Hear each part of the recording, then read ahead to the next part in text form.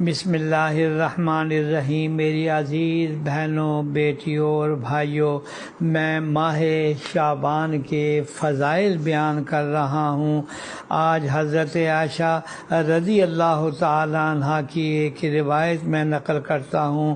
آپ فرماتی ہیں کہ رسول اللہ صلی اللہ علیہ وسلم نے مجھ سے فرمایا کہ کیا تم جانتی ہو اس رات میں یعنی ماہ شعبان کی 15ویں شب میں کیا ہوتا ہے؟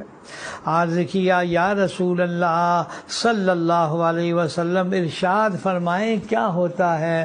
ارشاد فرمایا کہ اس رات میں اس سال جتنے پیدا ہونے والے ہیں وہ سب لکھ دیے جاتے ہیں، اور جتنے مرنے والے ہوتے ہیں وہ بھی سب لکھ دیے جاتے ہیں، اور اس رات میں سب بندوں کے اعمال اٹھائے جاتے ہیں، اور اسی رات میں لوگوں کی مقررہ روزی بھی اترتی ہے۔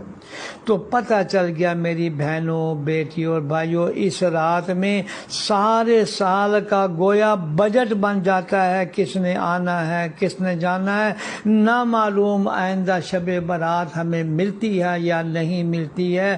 تو حضرت صلی اللہ علیہ وسلم کا یہ فرمانا کہ اس کی قدر کرو، اور جو بات بھی اللہ سے منوانا چاہتے ہو قبولیت کی اس گھڑی کے اندر اللہ سے یہ باتیں منوا لی جائیں، اور اس رات کے اندر جو بھی دعائیں چاہیں نفل پڑھیں، آپ دعائیں مانگیں۔ اللہ جل شانہ کی برکت اور رحمت والی رات ہے۔ اس رات کے بارے میں روایات میں متعدد مقامات پر یہ آیا ہے کہ 15ویں شعبان کی شب میں اللہ تعالیٰ اپنے بندوں کی جانب متوجہ ہو کر مسلمان مرد و عورت کی مغفرت کرتا ہے، کافروں کی دعائیں قبول نہیں کرتا ہے۔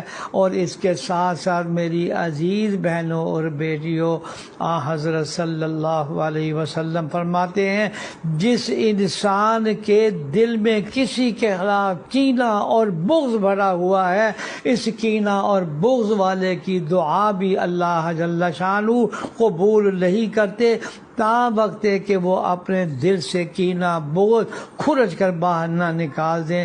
ذرا تصور کر لیجئے یہ کینہ کیسی منحوس چیز ہے کہ ہماری دعائیں ہمارے سروں سے 1 انچ بھی اوپر نہیں جاتی ہے۔ لہذا ہمیں اپنے تمام مسلمان بھائی بہنوں کے ساتھ عفو کا، درگزر کا معاملہ کرتے ہوئے دل سے معاف کر کے اپنے دل کو ہر کینہ، ہر بغض سے پاک کر لیجئے۔ رب العالمین کی مغفرت اور بخشش بہانہ ڈھونڈ رہی ہے۔ یا اللہ ہمیں قدر کرنے کی توفیق عطا فرما، آمین یا رب العالمین۔